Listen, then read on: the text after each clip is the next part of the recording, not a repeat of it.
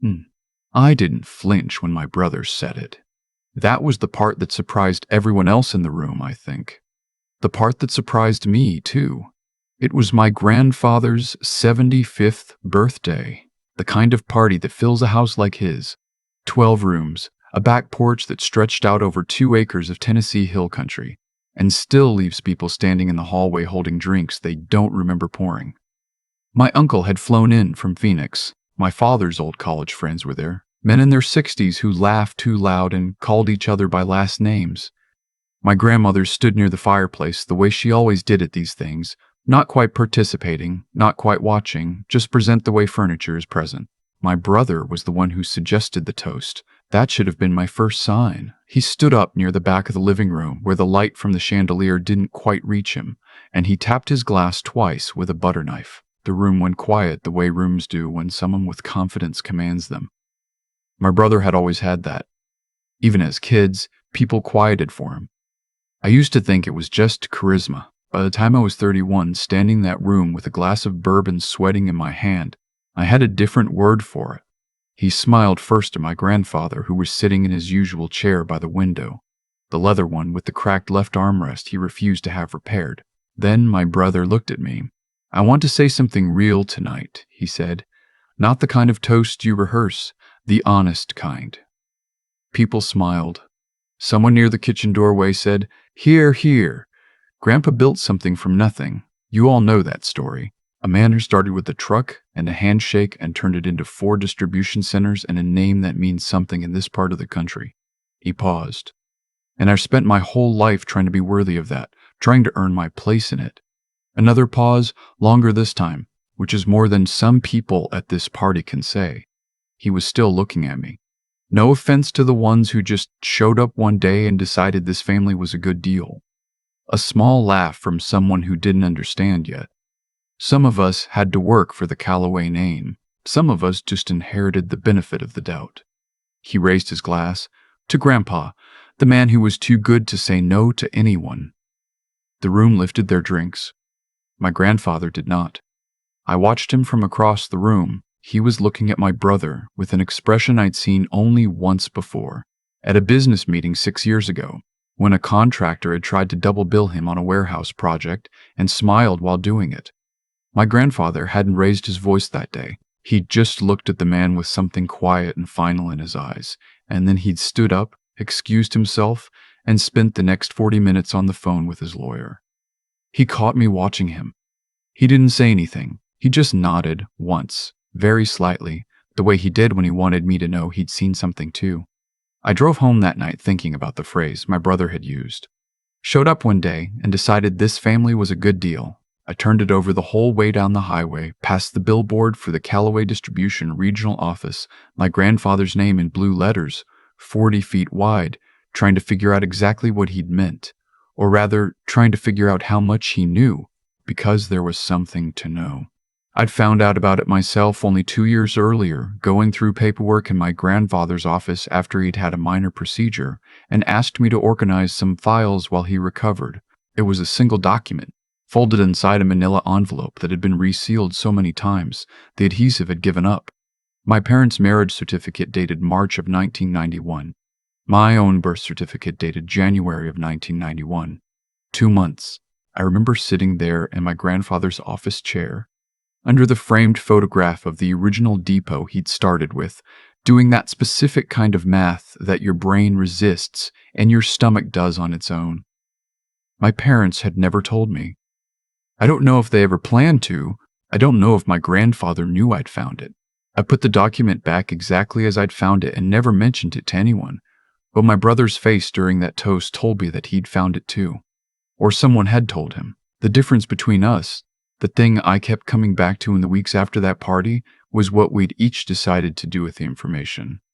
My brother had decided it was leverage. I had decided it was just a fact about the order of things, and that it had no bearing on the 28 years I'd spent in this family, sitting at this grandfather's table, learning this man's business, watching how he treated people when no one was grading him on it. My grandfather taught me how to read a contract when I was 19.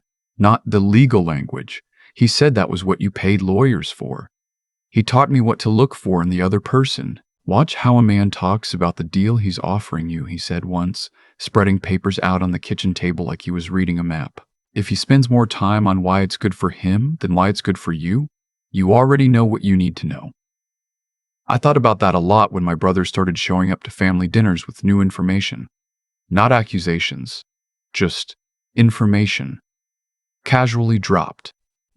"Dad mentioned something the other day about the timeline of things," he said once in early spring. "We were at my mother's house for Sunday dinner, and he said it to the table the way you'd mentioned the weather, the early years, before the wedding." My mother looked at her plate. My father cleared his throat and reached for the bread. I watched my brother pour himself more water, perfectly calm, and I understood then that the toast hadn't been a mistake or an impulse. It had been a beginning. What he wanted, I think, was for me to withdraw, to feel the ground go unsteady under me and step back from the parts of my grandfather's world that I'd worked myself into. The business meetings I attended, the quarterly reviews, the Sunday afternoon calls where my grandfather walked me through decisions he was weighing. My brother had always orbited those things from a comfortable distance, showing up when it was visible, disappearing when it was work. I'd never thought of that as competition. I just thought we were different. It turned out my brother had been keeping score the whole time. In May, my grandfather's health started to decline. It wasn't sudden.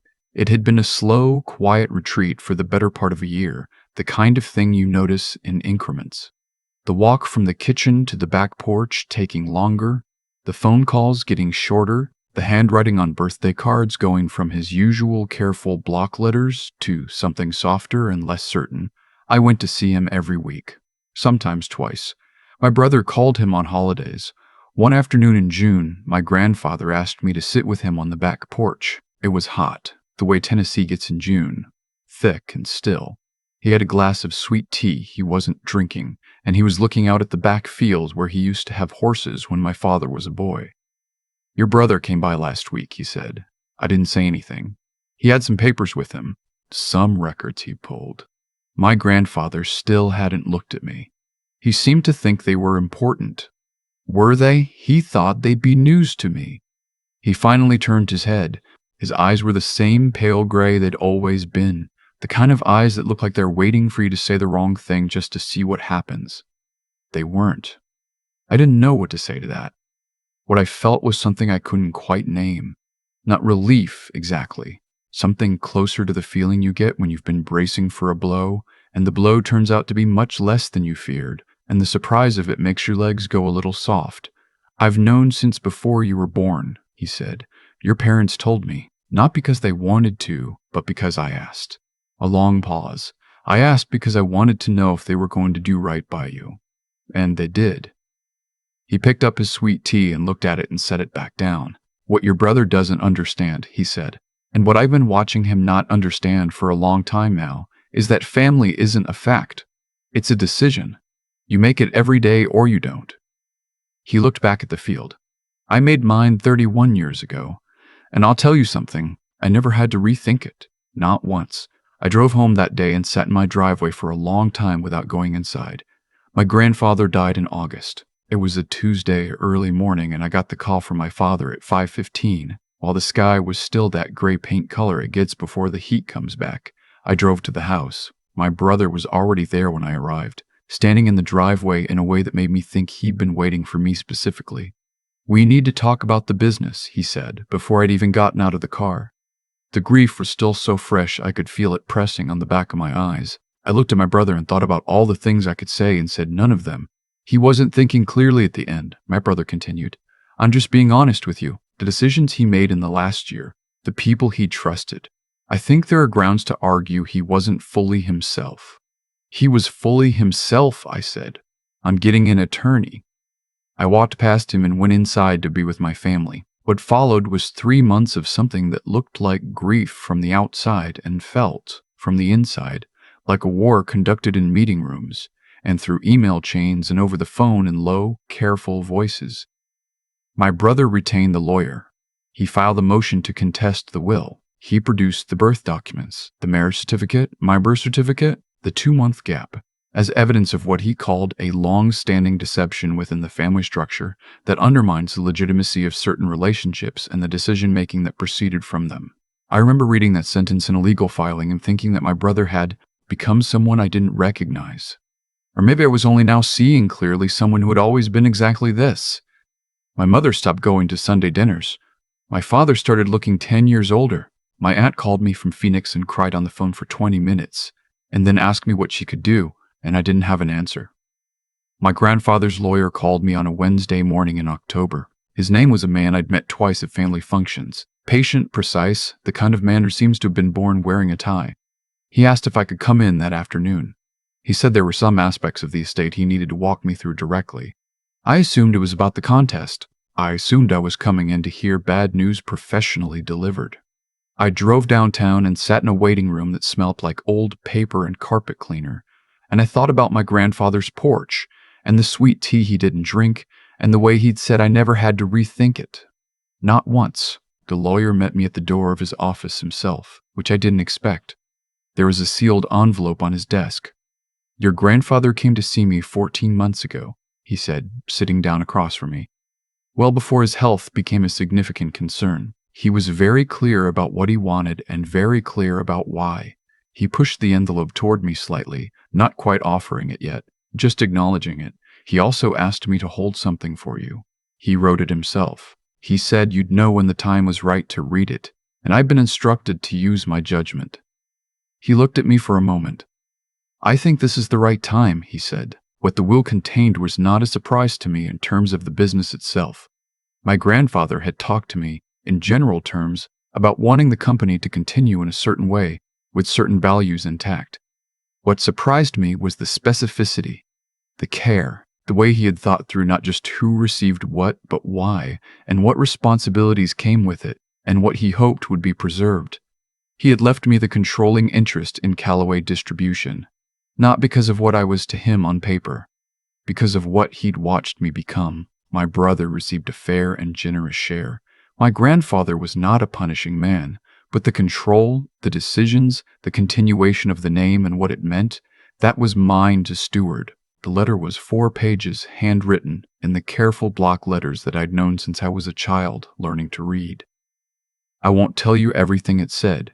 Some of it is mine in a way I don't have words for yet. But near the end, he wrote this: "You found those documents in my office, and you put them back, and you never said a word. I know, because I put them there for you to find. I needed to know what you would do. I should have known already. I did know. But I needed to see it.